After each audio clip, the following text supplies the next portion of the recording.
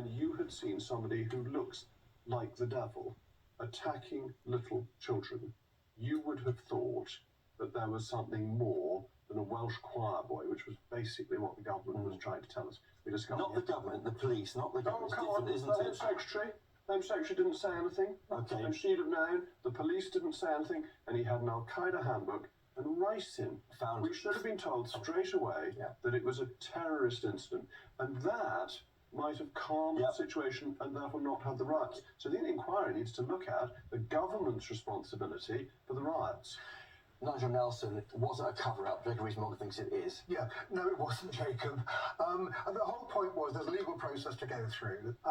As far as the identity of this evil young man is concerned, he was 17 at the time, so he could not be named. The judge then later decided that he could be named as he approached his 18th birthday. When it comes down to the charges on Ricin and the Al-Qaeda handbook, had that information been released at the time, you'd have automatically assumed he was a terrorist. What Prevent did, and this is where the public inquiry must look at why Prevent got it wrong, Prevent said he wasn't an Islamist, therefore he wasn't a terrorist.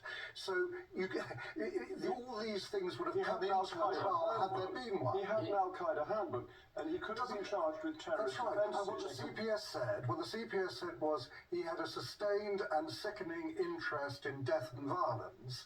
That would account for the Ricin and the Al-Qaeda handbook. So I'm struggling. I'm struggling here. Okay. I know a 13-year-old child who, looking up UKIP back in the day, was reported to.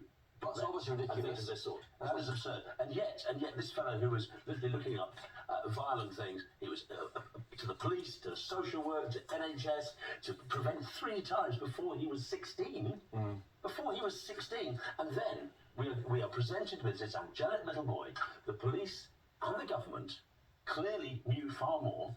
They rounded on somebody like my former boss, who'd just been talking, and said he's responsible for the riots for the far right. Graham, you're confusing too many things. No, I'm not. They are using subjudice. They're now.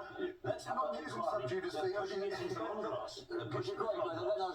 The whole point was that until this morning, we thought that this man was going to plead not guilty. He didn't. He pleaded guilty. That's why we know these things. But there was a 4-week trial scheduled up until this morning.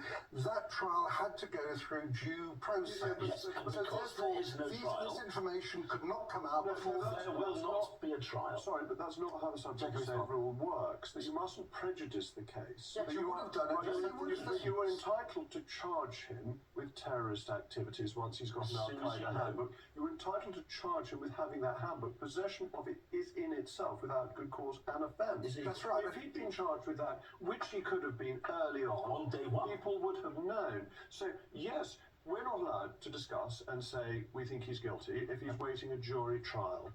But you are allowed to bring forward the basic facts of the charge. But that would have prejudiced the trial. That always happens. Why would this happen? Because that automatically gives the impression he's a terrorist. So if he has terrorist material and has been charged with terrorist offences later, then surely that prejudices the trial. As far as I saw, that they weren't sure what the motive was, so they couldn't say it was terror until they knew what motive. He wouldn't say anything, therefore they couldn't do a motive on it yet.